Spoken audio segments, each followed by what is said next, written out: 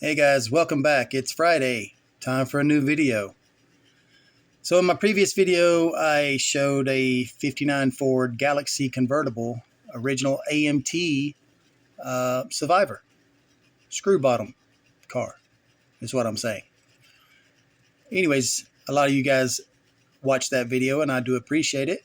So you're already up to date, up to speed of what I'm working on or what I built. I don't know what I'm doing, but you guys have a clue what I've done. So here she is. Get your little light on the subject. Here is my 59 Ford Galaxie convertible, mild custom. What do you think? I was still wondering, maybe I should have went with a chop top. No. I think it turned out pretty cool. I like the classic color to it. And let's face it, I have pretty much exhausted the candies, they've been done. And I wanted to come up with something new for you guys as well as myself, something new to look at, different color. So this is what I come up with. I decided to go with this, it's like a sherbet orange. I mean, I really can't explain it any other way. Pale orange. And I put a pearl coat over the top of the orange. And then, of course, the clear, the 1K clear. So, trying to figure out why this thing keeps losing focus. Sorry about that. It's not a professional channel. We've already discussed this. So anyways, the orange that I used, and I'll get back to the car in just a second. This is who makes it, Vallejo. But unfortunately, there's not a name on it. This label wasn't marked. Now, it might have had some sort of a little stamp right there, but it come out of the case like that. So I don't know what color you would call this. Sorry about that. But anyways, excuse me. Let's get back to the car. So when I got this car, it was just like I said, it was a Survivor. It was somebody had already put this thing together years ago. And a friend of mine, before he passed, gave me a few cars, like I'd mentioned in the previous video. This happens to be one of them. Well, this car did not have bumpers with it, so I had to make the bumpers. Let me get the light back over this way. Sorry about that. I had to make the bumpers, and what I did was I have a toy plastic cars that some of you guys will probably remember this, like the older guys like myself. They had a toy car out called a Chorus. Toy car, Chorus. I think I'm pronouncing that right with a K, I think. Anyway, so I had a couple of those plastic toy cars, and I was able to use the bumpers. And what I did was I took the bumpers from the toy car, made a mold of them, and then cast them in resin. And they fit pretty well. I mean, considering this is a screw bottom car, they're not perfect, but I didn't have the original bumpers, so I did the best I could with what I had to work with.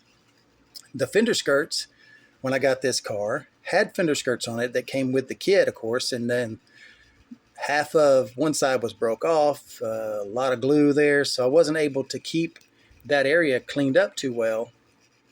So I made another set of skirts, and I called these like the Mercury Cruiser skirts, the Turnpike skirts.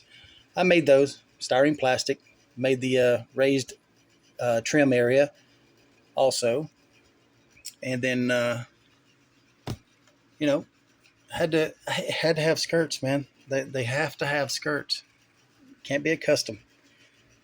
Well, it can, but not in my book. Anyway, so another little feature that did not come with this was this tonneau cover. A fellow viewer of the channel sent me this with a couple of parts and pieces. Thought I might get some use out of it, and he was right. I used it on this one. So he said not to mention his name, and I didn't. And I didn't show the part. Well, that one. Well, I won't show any more. Anyway, thank you. I appreciate it. I'll get use out of that stuff. We've already discussed this on the phone, so thank you again very much. But anyway, so the little custom features, I mean, the tonneau cover, the fender skirts. I put a set of what I've been told these were called is the Chicago flippers, the hubcap. They basically just a moon disc. Excuse me again. A form of moon disc with a flipper attached to them. I have a set of these, a real set for my 51 Mercury. But anyways, I've always been told they were called the Chicago flipper. So that's what I refer to them as. Anyway, so yeah, the other little details like the mirrors, well, that's the type of stuff that came with this kit, as you guys well know, or most of you guys would know. Wasn't a whole lot to do to this car. Like I said, it was in pretty good shape, so there wasn't a whole lot of major body work or anything I had to do to it. But, you know, I was lucky enough to get a set of original mirrors that were in great shape through parts and pieces that I come across. And, yeah, I mean, that's pretty much it. I'm just painted up the interior, kind of add a little extra color to the steering wheel, put in a orangish brown carpet, and that's about it.